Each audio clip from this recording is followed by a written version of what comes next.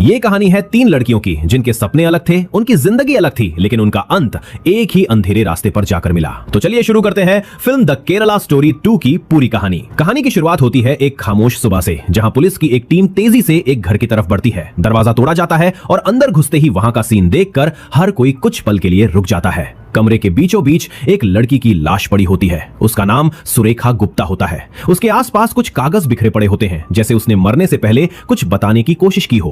Police उन कागजों को उठाती है, लेकिन अभी ये सिर्फ शुरुआत है, क्योंकि असली सच अभी सामने आना बाकी है।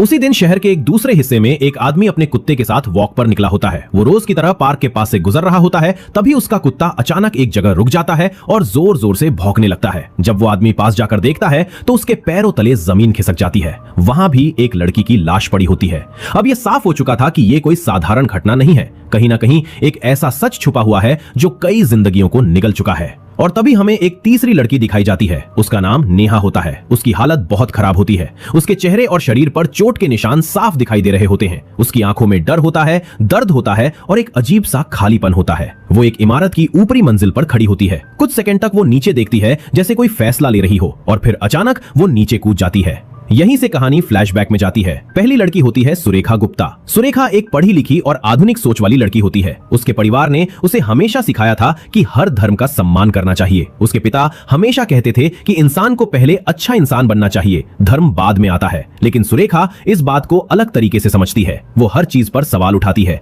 उसे लगता है कि धर्म सिर्फ एक सामाजिक संरचना है और इसका असली जीवन से कोई लेना देना नहीं है। उसकी माँ उसे कई बार समझाने की कोशिश करती है कि अपनी जड़ों को समझना जरूरी होता है, लेकिन सुरेखा हर बार यही कहती है कि उसे इन सब चीजों में विश्वास नहीं है। उसके लिए सबसे जरूरी चीज उसकी आजादी होती है। दूसरी लड़की होती है दिव्या। दिव्या सिर्फ 16 साल की होती है। वो राजस्थान के एक छोटे से शहर में रहती है। उसे डांस करना बहुत पसंद होता है। वो सोशल मीडिया पर वीडियो बनाती है। शुरुआत में वो अपने कल्चर और परंपरा से जुड़े वीडियो बनाती है। लोग उसके वीडियो को पसंद करते हैं और धीरे धीरे उसके फॉलोअर्स बढ़ने लगते हैं। लेकिन दिव्या की जिंदगी में एक लड़का होता है जिसका नाम राशिद होता है। राशिद उसे बार बार कहता है कि अगर उसे सच में फेमस होना है तो उसे बोल्ड वीडियो बनाने होंगे। शुरुआत में दिव्या मना करती है, क्योंकि उसकी माँ ने उसे ऐसे कपड़े पहनने से मना किया होता है। लेकिन राशिद उसे समझाता है कि वो बहुत खूबसूरत है और उसे अपनी खूबसूरती छुपानी नहीं चाहिए। धीरे धीरे दिव्या उसकी बातों में आ जाती है। वो बोल्ड वीडियो बनाना शुरू कर देती है। उसके वीडियो वायरल होने लगते हैं। उसके फॉलोअर्स तेजी से बढ़ने लगते हैं। अब उसे लगता है कि उसने सही फैसला लिया है, लेकिन वो ये नहीं समझ पाती कि जिस रास्ते पर वो चल रही है उसका अंत कितना खतरनाक होने वाला है। तीसरी लड़की होती है नेहा। नेहा एक एथलीट होती है। उसका सपना होता है कि वो एक दिन देश के लिए खेलें। उसके माता पिता उसका पूरा साथ देते हैं। वे अपनी सारी बचत उसके सपने को पूरा करने में लगा देते हैं। नेहा की जिंदगी में भी एक लड़का होता है जिसका नाम राजू होता है। राजू हमेशा उसका साथ देता है। वो उसे विश्वास दिलाता है कि वो उसके सपनों को पूरा करने में मदद करेगा। नेहा को लगता है कि उसे सच्चा प्यार मिल गया है। धीरे धीरे इन तीनों लड़कियों की जिंदगी बदलने लगती है। सुरेखा की मुलाकात सलीम नाम के एक लड़के से होती है। सलीम एक पत्रकार होता है। वो बहुत समझदार और आत्मविश्वासी दिखता है। वो सुरेखा से कहता है कि वो धर्म में विश्वास नहीं करता, वो सिर्फ इंसानियत में विश्वास करता है। ये सुनकर सुरेखा प्रभावित हो जाती है। उसे लगता है कि उसे कोई ऐसा इंसान मिल गया है जो उसे समझता है। दूसरी तरफ दिव्या पूरी तरह सोशल मीडिया की दुनिया में खो चुकी होती है। उसे अब सिर्फ अपने फॉलोअर्स और लाइक्स की चिंता होती है। उसके माता पिता उसे समझाने की कोशिश करते हैं, लेकिन वो उनकी बात नहीं सुनती। और नेहा वो राजू पर पूरा भरोसा करती है। उसे लगता है कि राजू ही उसका सबसे बड़ा सहारा है। लेकिन सच ये है कि तीनों लड़कियां धीरे धीरे एक ऐसे जाल में फंस चुकी होती हैं जिससे बाहर निकलना आसान नहीं होने वाला। और सबसे खतरनाक बात यह है कि उन्हें अभी तक इस बात का अंदाजा भी नहीं होता कि उनका भरोसा ही उनकी सबसे बड़ी कमजोरी बनने वाला है। यहीं से उनकी जिंदगी एक ऐसे मोड़ पर पहुंचती है जहां से वापस लौटना लगभग नामुमकिन होने वाला है। अब कहानी यहां से और ज्यादा गहरी और खतरनाक होने लगती है, क्योंकि अब तीनों लड़कियां अपने अपने फैसले ले चुकी होती हैं और उन्हें लगता है कि वे अपने जीवन की सही दिशा में आगे बढ़ रही हैं। लेकिन सच इससे बिल्कुल अलग होता है। दिव्या के वीडियो अब सोशल मीडिया पर तेजी से वायरल होने लगते हैं। हर नए वीडियो के साथ उसके फॉलोअर्स बढ़ते जाते हैं। लोग उसे पहचानने लगते हैं। लेकिन जहां एक तरफ उसे तारीफ मिल रही होती है, वहीं दूसरी तरफ उसके वीडियो के नीचे कई गंदे और आपत्तिजनक कमेंट भी आने लगते हैं। उसके माता पिता जब ये सब देखते हैं तो वे बहुत परेशान हो जाते हैं। वे दिव्या को समझाते हैं कि ये रास्ता सही नहीं है, लेकिन दिव्या अब उनकी बात सुनने के लिए तैयार नहीं होती। उसे लगता है कि उसके माता पिता उसकी सफलता से जल रहे हैं। वो उन्हें भी तक कह देती है कि जितना वो एक वीडियो से कमा लेती है उतना वे महीनों में नहीं कमा पाते। ये सुनकर उसके माता पिता का दिल टूट जाता है, लेकिन वे फिर भी उसे रोकने की कोशिश करते हैं। इसी बीच राशिद उसे लगातार समझाता रहता है कि वो बहुत खास है और उसे कोई नहीं रोक सकता। वो उसे यह विश्वास दिलाता है कि वो हमेशा उसके साथ रहेगा। धीरे धीरे दिव्या का भरोसा अपने परिवार से ज्यादा राशिद पर हो जाता है। इसलिए एक रात जब घर में सब सो रहे होते हैं, दिव्या चुपचाप अपना घर छोड़ देती है। वो अपने पीछे सब कुछ छोड़ देती है, अपना परिवार, अपना बचपन और अपनी सुरक्षित जिंदगी।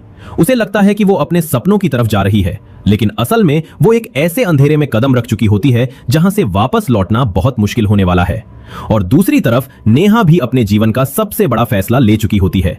वो राजू से मंदिर में शादी कर लेती है, लेकिन ये शादी वो अपने परिवार से छुपा कर करती है। जब उसके माता पिता को इस बारे में पता चलता है तो वे पूरी तरह टूट जाते हैं। उसके पिता गुस्से और दुख में उससे कहते हैं कि आज से उनका उससे कोई रिश्ता नहीं है। उसकी मां रोते हुए उसे भगवान की एक छोटी सी मूर्ति देती है और कुछ पैसे भी देती है ताकि वो जहां भी जाए सुरक्षित रहे। नेहा का दिल टूट जाता है, लेकिन वो फिर भी राजू के साथ चली जाती है। उसे लगता है कि अब वही उसका परिवार है। वे दोनों शहर छोड़कर एक नए शहर में रहने लगते हैं। शुरुआत में सब कुछ सामान्य लगता है, लेकिन धीरे धीरे राजू का व्यवहार बदलने लगता है। वो अक्सर चुप रहने लगता है और नेहा के सवालों का ठीक से जवाब नहीं देता। नेहा को यह बदलाव समझ नहीं आता, लेकिन वो फिर भी उस पर भरोसा करती है। उधर सुरेखा भी अपने परिवार को छोड़कर सलीम के साथ रहने का फैसला कर लेती है। उसके माता पिता उसे बहुत समझाते हैं। वे उसे बताते हैं कि यह फैसला उसकी जिंदगी बदल सकता है, लेकिन सुरेखा को लगता है कि उसके माता पिता उसकी आजादी को समझ नहीं पा रहे। वो सलीम के साथ रहने चली जाती है। शुरुआत में सलीम उसका बहुत ध्यान रखता है। वो उसे हर तरह की आजादी देता है। वो उससे प्यार से बात करता है। सुरेखा को लगता है कि उसने सही फैसला लिया है, लेकिन धीरे धीरे चीजें बदलने लगती हैं। दूसरी तरफ दिव्या जब राशिद के घर पहुंचती है तो शुरुआत में उसे लगता है कि वो अब अपनी नई जिंदगी शुरू कर रही है, लेकिन जल्द ही उसे एहसास होने लगता है कि यहाँ चीजें वैसी नहीं हैं जैसी उसने सोची थी। राशिद के परिवार का व्यवहार उसके प्रति ठंडा होता है। वे उसे बताते हैं कि अब उसे उनके नियमों के अनुसार जीना होगा, उसे उनके रीति रिवाजों को अपनाना होगा।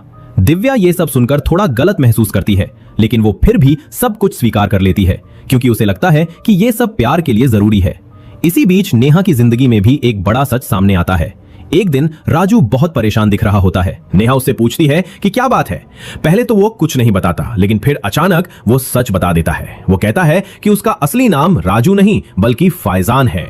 ये सुनकर नेहा के पैरों तले जमीन खिसक जाती है। उसे लगता है कि उसके साथ बहुत बड़ा धोखा हुआ है और यहीं से इस कहानी का असली सच सामने आना शुरू होता है, जहां से सब कुछ बदलने वाला है। अगर आप ऐसी इंटेंस और रियल मूवी स्टोरीज पसंद करते हैं तो चैनल को सब्सक्राइब जरूर करें। वो गुस्से में उसे थप्पड़ मारती है, वो रोने लगती है। उसे समझ नहीं आता कि वो क्या करे, लेकिन फैजान उसे समझाता है कि उसने ये सब सिर्फ उसके प्यार के लिए किया। वो कहता है कि वो उससे बहुत प्यार करता है और उसे खोना नहीं चाहता था। नेहा का दिल और दिमाग दोनों उलझ जाते हैं। वो खुद को अकेला महसूस करती है क्योंकि उसने पहले ही अपने परिवार को छोड़ दिया होता है और यही उसकी सबसे बड़ी कमजोरी बन जाती है। धीरे धीरे वो भी वही करने के लिए तैयार हो जाती है जो उससे कहा जाता है। उसे लगता है कि अब उसके पास कोई और रास्ता नहीं है।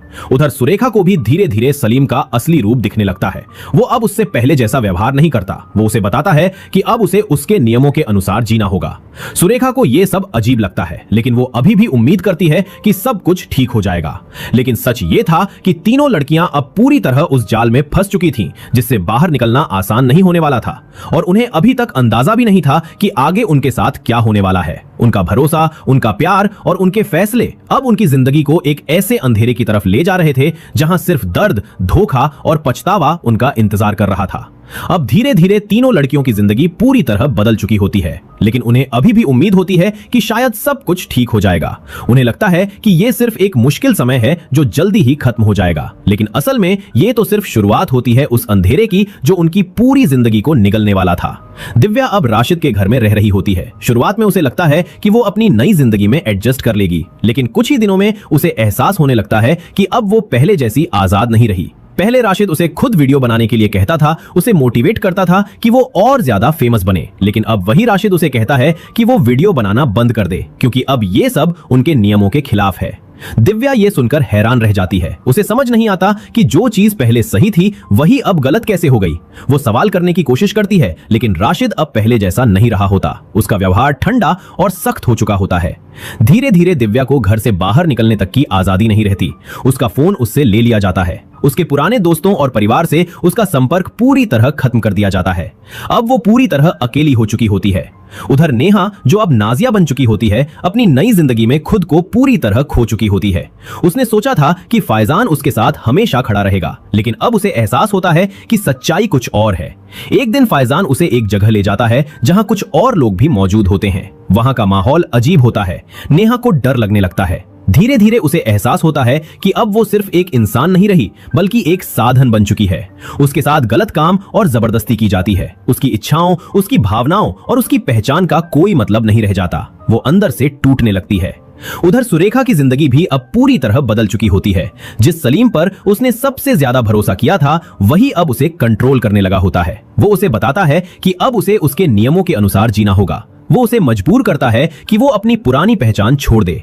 सुरेखा को अब समझ आने लगता है कि उसने बहुत बड़ी गलती कर दी है, लेकिन अब बहुत देर हो चुकी होती है। तीनों लड़कियां अब अपने अपने फैसलों के परिणाम भुगत रही होती हैं। दिव्या को अब एहसास होता है कि जिस आजादी के लिए उसने अपना घर छोड़ा था, वो अब पूरी तरह कैद हो चुकी है। नेहा को एहसास होता है कि जिस प्यार पर उसने भरोसा किया था, वो सिर्फ एक झूठ था। और सुरेखा को एहसास होता है कि जिस इंसान को उसने अपना सब कुछ माना था, वही अब उसकी जिंदगी का सबसे बड़ा डर बन चुका है। लेकिन सबसे दर्दनाक बात यह थी कि अब उनके पास वापस जाने के लिए कोई जगह नहीं बची थी। उनका परिवार उनसे दूर हो चुका था। उनकी पुरानी जिंदगी उनसे छिन चुकी थी। अब वे पूरी तरह उस अंधेरे में फंस चुकी थी, जहां से निकलना लगभग नामुमकिन लग रहा था। लेकिन कहानी यही खत्म नहीं होती, क्योंकि आगे जो होने वाला था वो इन तीनों की जिंदगी को हमेशा के लिए बदलने वाला था। और यहीं से शुरू होती है उनकी जिंदगी की सबसे बड़ी लड़ाई, अपने अस्तित्व के लिए, अपनी आजादी के लिए और सच को सामने लाने के लिए। अब धीरे धीरे हालात और भी ज्यादा खतरनाक हो चुके होते हैं। तीनों लड़कियां अब उस सच को समझ चुकी होती है जिससे निकलना आसान नहीं था। लेकिन अब उनके पास दो ही रास्ते होते हैं, या तो सब कुछ सहते रहना या फिर किसी तरह इस कैद से बाहर निकलने की कोशिश करना। दिव्या अब पूरी तरह टूट चुकी होती है। जिस घर में वो सपनों के साथ आई थी, वही घर अब उसके लिए एक जेल बन चुका होता है। पहले उसे लगता था कि वो फेमस बनेगी, अपना नाम बनाएगी, लेकिन अब उसकी पहचान तक उससे छीन ली गई होती है। उसे अब हर चीज के लिए इजाजत लेनी पड़ती है। वो क्या पहनेगी, कहां जाएगी और किससे बात करेगी, सब कुछ तय किया जाता है। एक दिन उसे पता चलता है कि वो प्रेग्नेंट है। ये खबर सुनकर उसके अंदर अजीब सा डर पैदा हो जाता है। वो अभी खुद एक बच्ची होती है और अब उसके ऊपर एक और जिम्मेदारी आ चुकी होती है। वो राशिद से बात करने की कोशिश करती है, लेकिन राशिद का व्यवहार बिल्कुल बदल चुका होता है। अब उसमें कोई प्यार नहीं होता, सिर्फ कंट्रोल और आदेश होता है। इसी बीच एक दिन घर में एक और लड़की लाई जाती है। दिव्या जब उस लड़की को देखती है तो उसे समझ में आ जाता है कि उसके साथ जो हुआ वही अब किसी और के साथ होने वाला है। राशिद उस नई लड़की को भी वही सपने दिखा रहा होता है जो उसने दिव्या को दिखाए थे। दिव्या अब समझ चुकी होती है कि वो सिर्फ एक झूठ का हिस्सा बन चुकी है। उधर नेहा की हालत और भी ज्यादा खराब हो चुकी होती है। अब उसे मजबूर किया जाता है कि वो अलग अलग लोगों के सामने जाए। उसके पास कोई ऑप्शन नहीं होता। उसका विरोध करना और उसका रोना, इसका किसी पर कोई असर नहीं होता। अब वो पूरी तरह एक कैदी बन चुकी होती है। हर रात उसके लिए एक नया डर लेकर आती है। उसकी पहचान, उसका सपना और उसका आत्मसम्मान, सब कुछ उससे छीन लिया गया होता है। वो कई बार भागने की कोशिश करने के बारे में सोचती है, लेकिन हर बार डर उसे रोक देता है। लेकिन एक दिन उसे मौका मिलता है। एक रात जब सब लोग लापरवाह होते हैं, वो धीरे धीरे दरवाजे की तरफ बढ़ती है। उसका दिल बहुत तेजी से धड़क रहा होता है। उसे पता होता है कि अगर पकड़ी गई तो उसके साथ क्या होगा। लेकिन इस बार वो डर के बावजूद आगे बढ़ती है। वो भागने की कोशिश करती है। वो ऊपर की मंजिल तक पहुंचती है और वहां से नीचे कूद जाती है। जैसे ही वो नीचे गिरती है, उसके पैर में गंभीर चोट लग जाती है। दर्द असहनीय होता है, लेकिन वो रुकती नहीं। वो किसी तरह उठती है और लंगड़ाते हुए सड़क तक पहुंचती है। उसकी हालत बहुत खराब होती है, लेकिन उसके अंदर अब सिर्फ एक ही इच्छा होती है, इस नरक से बाहर निकलना। आखिरकार वो पुलिस स्टेशन पहुंच जाती है। वो पुलिस को सब कुछ बताती है। शुरुआत में पुलिस को यकीन नहीं होता, लेकिन जब वो पूरी कहानी बताती है तो धीरे धीरे सच सामने आने लगता है। उधर दिव्या की हालत और भी खराब हो चुकी होती है। उसने एक दिन चुपके से एक फोन हासिल कर लिया होता है। वो जल्दी से एक वीडियो रिकॉर्ड करती है। उस वीडियो में वो अपने माता पिता को रोते हुए सब कुछ बताती है। वो बताती है कि उससे बहुत बड़ी गलती हो चुकी है। उसने बताया कि कैसे उसे सपने दिखाकर इस जाल में फंसाया गया, कैसे उसका इस्तेमाल किया गया और कैसे अब वो इस जगह से निकल नहीं पा रही है। उसकी आंखों में डर साफ दिखाई दे रहा होता है। वो बस एक बार अपने घर वापस जाना चाहती थी, लेकिन उसकी ये कोशिश ज्यादा देर तक छिप नहीं पाती। राशिद को इस बारे में पता चल जाता है। उसका गुस्सा बहुत खतरनाक हो चुका होता है और फिर वो कुछ ऐसा करता है जो किसी ने सोचा भी नहीं था।